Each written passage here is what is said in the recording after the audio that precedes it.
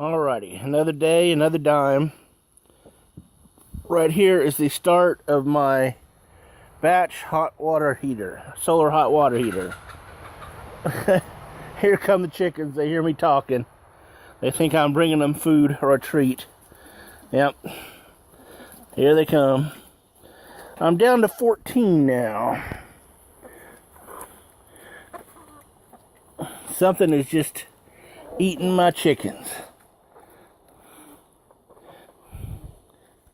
Or Big Daddy Rooster's running the other roosters off. I don't know. I think the first is much more likely, because it looks like he's roostering out. If you'll turn and you can see his waddles. Anyway, batch solar hot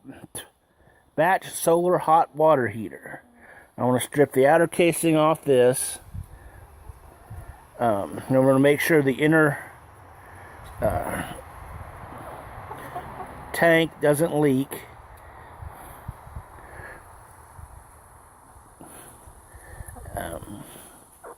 Then paint it black and put it inside a insulated box with glass over it. I bought two of these used hot water heaters at a scrap metal place for 20 bucks. So that's 10 bucks each.